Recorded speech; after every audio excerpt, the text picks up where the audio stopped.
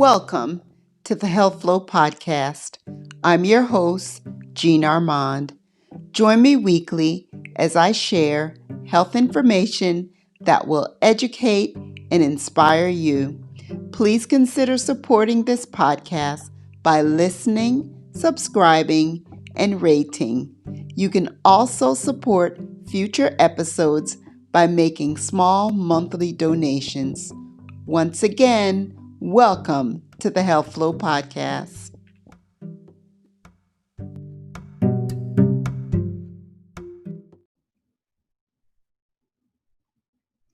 Welcome to the Health Flow Podcast. My name is Jean Armand. This is episode number 23, and I'm so thankful to have my guest here, Stephanie. Our topic for discussion today will be about acid reflux, also known as GERD, and I think you'll find it interesting to hear from Stephanie. Welcome, Stephanie, to the Health Flow Podcast. Hi, Jean. Thank you for having me. You're welcome. You're welcome. So, start by telling us just a little about yourself, besides just being my friend. Well, I am originally from up north. I'm a transplant. I've been in the medical field for close to 20 years and am battling with the topic that we're discussing today, acid reflux. So that's a little bit about me. Stressful. Awesome. Yeah. So when were you first diagnosed with acid reflux? I was first diagnosed when I was about 20 years old and I was in college. Mm-hmm. And I noticed that after eating, it was very hard to digest the food. I was constantly having heartburn. And I went to my primary care and I told them my symptoms. And she said, let's work you up for GERD. And as a college student, I'm like, what is that? I shouldn't have that. I'm too young. Right. But she said a lot of things attributed to it, such as the type of food and the stressful life. Okay. All right. And initially, what was the treatment? Well, she told me to cut back on eating so late, sitting up, pretty much staying away from the spicy food. Mm-hmm. And she gave me more of a lifestyle change because I was a person that never wanted medications. And I'm still the same person. That's why we're here today. Yeah. And even now, that's exactly right. That's the route that they'll take. So we'll just back up a little bit just for everyone so they can clearly understand that acid reflux is really when acid in your stomach backs up into your esophagus, okay? And the esophagus is actually the tube that carries the food from your mouth into your stomach. And when it's occurring frequently or chronically, then they name it GERD, which is really just gastroesophageal reflux. And like Stephanie said, some of the symptoms are heartburn, right? Mm-hmm. And the actual reflux, which is your food and acids coming back into your throat. Did that describe it well? That was delicious. Yes, it did. And initially, some of the treatment they say stop smoking if you're a smoker, lose weight if you're overweight, not to eat more than 2 to 3 hours, eat 2 to 3 hours prior to lying down, going to bed so that your food's well digested. What are some of the things? Avoid the food that are your triggers, coffee, chocolate, alcohol, any Coca-Cola. Oh yeah, Coca-Cola. That is my addiction. Yeah. Avoid wearing tight clothing around your stomach, because that actually compresses and causes the backup of the acids. What else? You said about raising the head of the bed, like sleeping on pillow. Mm-hmm. And that's really it. The initial lifestyle changes that a person should make when they're dealing with acid reflux. Mm-hmm. So what are some of the personal changes that you made to deal with it? Instead of there's so much. I really haven't made that many changes, which is why I'm here now. Oh, almost 20 years later, still suffering. But now as you get older, you realize the importance of these changes because things happen to your body. You know, when you're that 19, 20-year-old, you bounce back. You're like, oh, it's okay. I drink some water. I'll cut down on the eating and I'm fine. As we get older, as you mentioned, the weight changes. It changes the sleeping pattern because at night, you know, it's just difficult for me to sleep. I'm always feeling full. So I can eat a small portion and I'm still full. right. So I try to watch what I eat. I eat quote unquote lighter. I'm not really into a lot of meat at this point because it was very hard for me to digest. Right. So I do a lot of fish and chicken. But again, it's still not really helping me Mm, because, as you know, and we'll get into it with the testing, I was also diagnosed with hiatal hernia. mm, Sorry, a hiatal hernia. So mhm. with that, you know, everything, I feel the best analogy is picturing a snake swallowing a big animal. And you know how it goes down that thin pipe. And so it's so hard. That's how I feel when I eat. So I try to eat smaller portions or Right. take smaller bites. It's hard to get away from the spicy things because in my heritage, we like a lot of spicy things, salsa and all of that. And I have to still do it. So what I do is I'll eat it a little earlier. Mhm. I drink a lot more water, but naturally that's not really helping. At this point, I'm to the point that I need to start taking medications, unfortunately. Okay. So you have not taken anything, not even over the counter things, antacids? No, and the worst was during my pregnancy. Mm, That was a really hard time. yeah. But yeah, I'm just that person that was totally against it. But as I said, as we get older, we realize that some things we just don't have control of. And this is why they have these products out there. So, like you mentioned, the weight change is something that I'm actively working on now, Good. to see if it makes a difference for me. Mhm. Um, and again, just watching what I'm eating, trying to really be mindful of the timing because I'm a person that's always on the road and you are always passing as a fast food restaurant. Like Right. last night, I was out and about for hours. I Mhm. stopped and I got fries. As I ate the third and fourth fry, then I'm like, what am I doing? I was Right. just here yesterday. You know Mhm. what I mean? So it's a mental change, but Yes. now that I'm older, I have to start making a conscious effort. Yeah, absolutely. Absolutely. So as you talked about initially, well, let's say, what kind of diagnostic procedures have you had? Um, about almost 9 years ago, I had an EGD Mhm. and they diagnosed me with hiatal hernia and GERD. At that 9 years time, ago. 9 years yeah, ago. 9 years ago. And of course, you know, whenever you hear these diagnoses, you're like, oh my God, I'm gonna die. Then Okay. you read up on it and you're like, okay, this is not uncommon. I mean, people do have it, but it explains why I always felt the way that I did. Got It made sense. So my endocrinologist at the time, well, sorry, my GI specialist at the time said, okay, every 2 years we want to follow up. right. And as I said, I last did it 9 years ago. So again, In the healthcare field, y'all. So I we know. understand that it's hard. Compliance is hard. Uh, Extremely.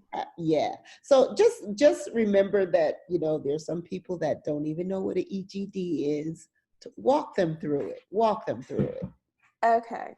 So even though being in the healthcare field, I always have to look at it. It's the endo, gastro, duodenum gastric exam. That's Hmm. the EGD. Right. And what it is, it's a long tube that they insert through your mouth and they go down the esophagus. As you mentioned before, it's almost like a straw that goes into the stomach where the Right. food goes down. Mhm. And at the end of this tube is a video. So they can actually see as they're going down. They're looking at the lining of the esophagus. They're looking at how the food would naturally flow. Mhm. Um, and so that's the intent of the procedure. However, the NPO portion, or nothing to eat after midnight, is because they want to see, is the food really being digested? Is it staying there over an extended period of time? Right. So in my case, they told me, okay, Steph, you can't eat anything after midnight. Unfortunately, my exam was at 4 p.m. the next day. Right. So I'm extremely hungry, but okay, we're going to be fine. They said you can drink green tea. They even allowed soda, water, juice, broth, liquids 3 hours prior to the actual exam.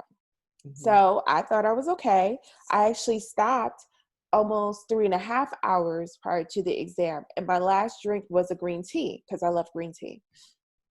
Anyhow, during the procedure, they said that they had a difficult time. I actually started to vomit. And they said that was because there was a lot of fluid still in my stomach 3.5 hours later, which shouldn't have been. Shouldn't have been. Yeah. So during the procedure, of course, they give you propofol or whatever the anesthesiologist's choice is. Propofol is it's supposed to be a quick reverse. As soon as they stop, you should be able to come around. You're a little drowsy. However, during my time, it had to be extended. I was out a little longer. Yeah. Again, just processing the anesthesia sometimes is a delayed reaction with me. But as I mentioned, during this time, thankfully so, they were able to suction me and remove the vomit and then proceed with the EGD. Right. Almost similar to, so the EGD looks at the upper portion of your GI system, where colonoscopy will look at the lower GI system. So, and they don't necessarily, how they recommend EGDs, how colonoscopies are recommended, at a certain age and with certain history. EGDs are really done if you're having issues, like the GERD, like you're saying. And I mean, it's also they can visualize, like you were talking about, just the appearance of your esophagus, because the chronic vomiting can change the lining, which is something different. They call that, I guess, Barrett's esophagus or Barrett's syndrome or Barrett's esophagitis. And that really, over years of doing that, there is, I thought before there was a higher percentage of that associating with esophageal cancer, but it's really low. It's like 0.1 to 0.4% of this Barrett's esophagus. Now, if you are a chronic alcoholic, smoke cigarettes, have other risk for esophageal cancer, that's different. But for someone like you, who you don't smoke, you don't drink alcohol, you just need to, at this point, get on top of it, Ms. Steph. So anyway, so what are the plans so then that was 9 years ago, and now you just had one. You were just talking about the one you just had. What's the next step in the treatment?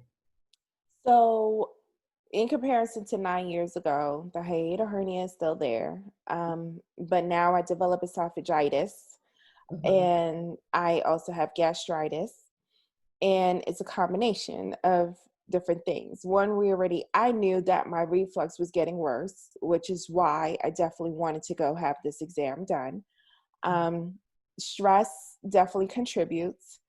And, the older we get, the more responsibilities, just everything, children, household work, you name it. I noticed that I've been on a high intensity for a couple of years. So naturally, I can feel the heartburn. Also, not eating is a bad thing too, because you have all the acid in your stomach just building, nothing to absorb it. So I thought at one point, okay, I'm running around. So what if I don't eat breakfast? Yeah, I'll eat at 2, 3 in the afternoon, even though I've been up since 8.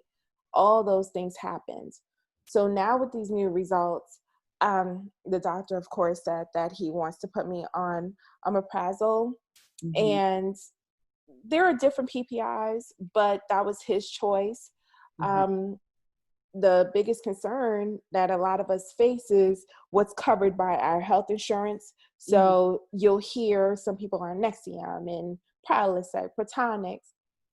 So that's what I'm dealing with now, just to see if it's approved. Okay.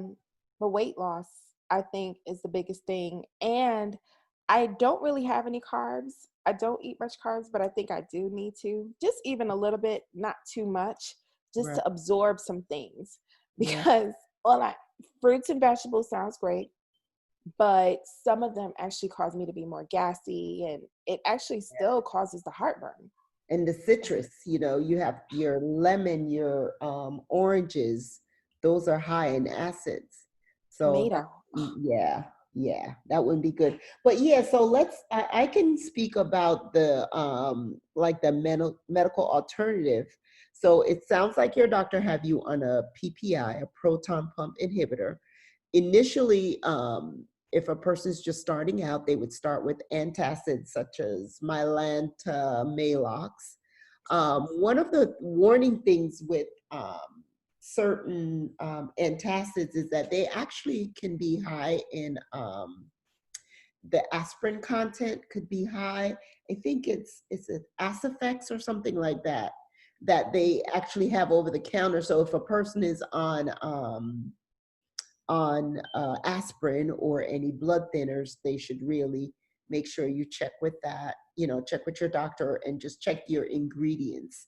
Also, the next group of meds are the histamine blockers, such as Zantac, Pepcid, Tagamet. Those are, and now, I mean, years ago, these things were never over the counter. That's over the counter. Um, and then the PPIs that you talked about, the Prilosec, the Nexium, Prevacid, trying to think of another, Protonix, exactly. So that's the first, I mean, that's the progression of treatment, that they do is really lifestyle changes. If those aren't working, you can do over the counter, and then you would do the histamine 2 blockers, or histamine blockers, and then the proton pump inhibitors. So you're going to be, starting your med soon. Yes. And because he knows I'm so resistant, he said he'll try me for 30 days Okay. and then we'll reevaluate, just checking my symptoms and, seeing how it's improving, as well as do it with the diet so that when I stop, we can really see, do I absolutely need it, or did this help to settle my esophagus and my stomach with the itis? Right. And then take it from there. But I Yeah. do have a follow-up. Okay, and then just the correction, the antacids that have aspirin in is actually Alka-Seltzer. And I know they even have Alka-Seltzer cold and flu, don't they? Yes. So Alka-Seltzer, it's Alka-Seltzer, there's Medi-Seltzer, which I've never heard of. When I read that I use up-to-date medical reference. I've never heard of Medi-Seltzer. And Nutrain or something like that, I've never heard of that one either. But Alka-Seltzer, definitely, a lot of people use that, and it does contain aspirin.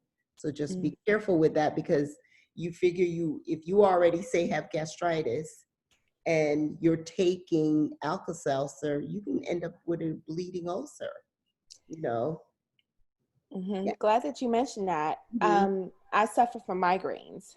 And so that's what really, I think, led to the gastritis. Recently, I was having constant migraines back to back to back. And so the only thing that gave me relief was ibuprofen, Motrin. Yeah. And I noticed that the last time I took it like 2 days in a row, all of a sudden I started to feel that burning sensation. It Yeah. was definitely, and it was due to the ibuprofen. But that's really the one thing that gave me relief. Right. So that Excedrin has it in it. Those are the only medications. So now when I get my headaches, because I'm so afraid, that pain with the gastritis it's hurtful. You don't feel like you want to eat, everything hurts. You drink water and the pain is real. Yeah. So at this point, with the headaches and the migraines, I just have to go into a dark room because, Mhm. as you said, just those medications, it Mhm. inflames, it makes it even Right. worse. Yeah. I mean, so some medications are, they're helpful, but when they're not, you have to know your body, know what's going on with you, and avoid things that are gonna really worsen it. Hmm. Gosh, oh my goodness. I don't, yeah, migraines, dark room, hydration, rest. Hmm. Oh, That's it. Shut off from the world. yeah. But, in all of this, I do believe and can see that stress plays a big role.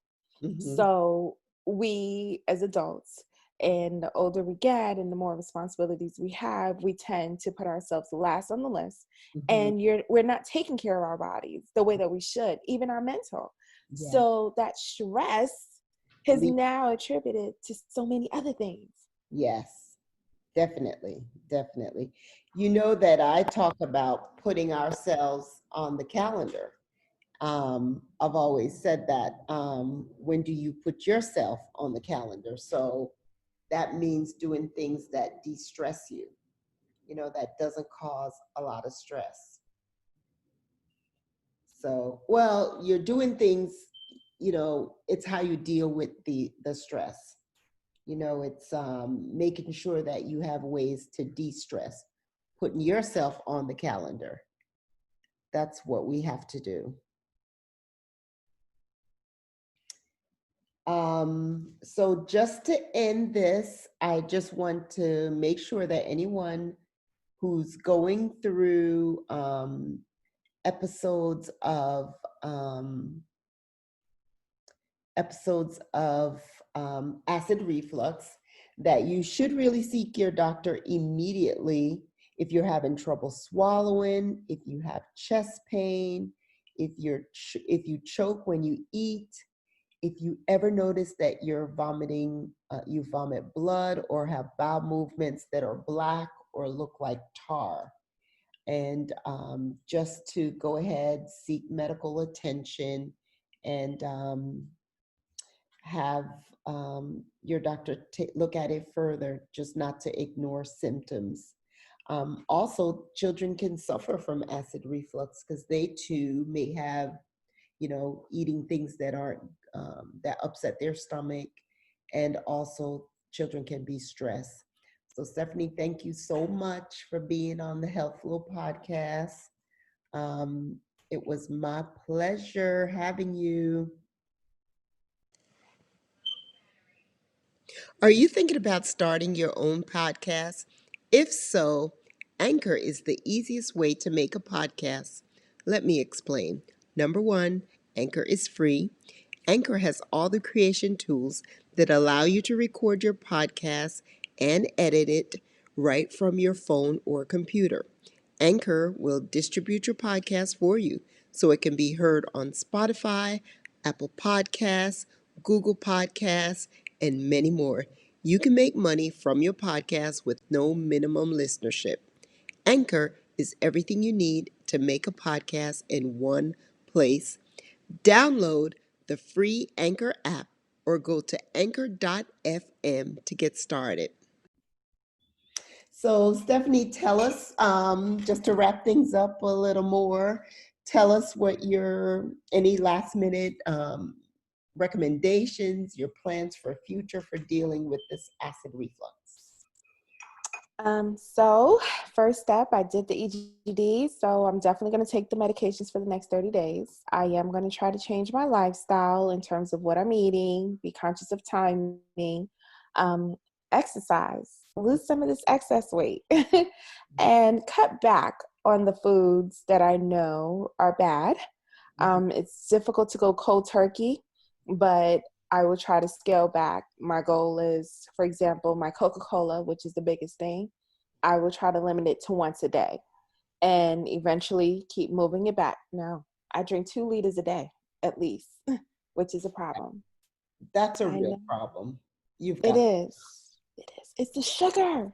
It's the sugar. But no, seriously, I'm cutting it back to maybe 16 ounces and then just scale it back. And I do this yearly. especially during Lent, I'm able to give it up. So it's just a mental thing. But Right. now that I got these results and the feeling that I'm experiencing, it's not worth it. So I'm definitely going to cut back on that and go and follow up with my doctor. As I said, I have a 30-day follow-up, and hopefully if things change, maybe I'll keep with the med. But I'm more interested in learning holistic ways, so that'll probably be the next step. Well, I can say that if you can definitely get rid of the soda, period, period, period, you can do it. You can do this. I'll be checking back with you and making sure that you handle that, okay? And likewise, I mean, I drink coffee, and so you don't do coffee, but you do your soda. But I have 1 or 2 cups of coffee a day. A bad day is 2. But even so, I would like to cut it down. So yes, we have to stay on top of I mean, we're all human and we are struggling with something. So Mhm. this is for edification of everyone, and I'll have to have you back to see, in 3 to 6 months or so, just to see what great strides you made. And one more thing, at the end of the other part, we were talking about stress, and I just wanted to make sure that you are taking time and doing things to de-stress. Making sure that your personal health care and part of your desire to lose weight will mean that you're going to have to be consistent. You're going to have to plan time to exercise and eat right. It's planning. It's hard.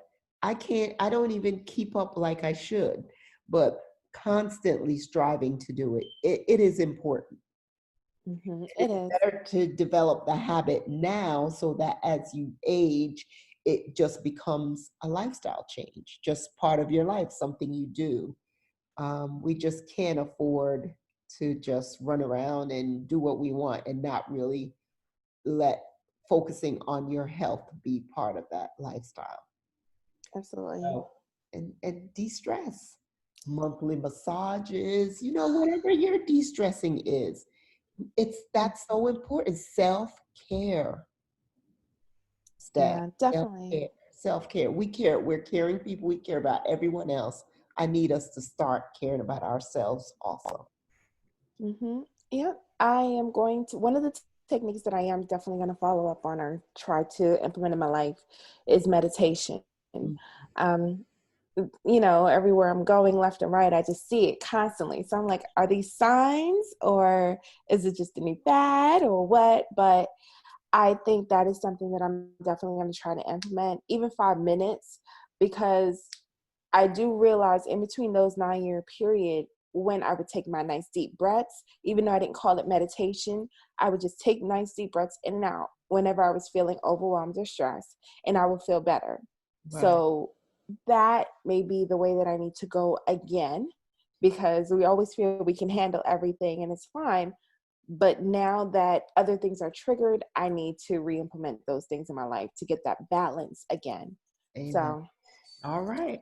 Well, okay. thank you so much for being on the Helpful Podcast. It was a pleasure. Same here, and thank you for the invite and great You. show. Oh, thank you. Thank you so much.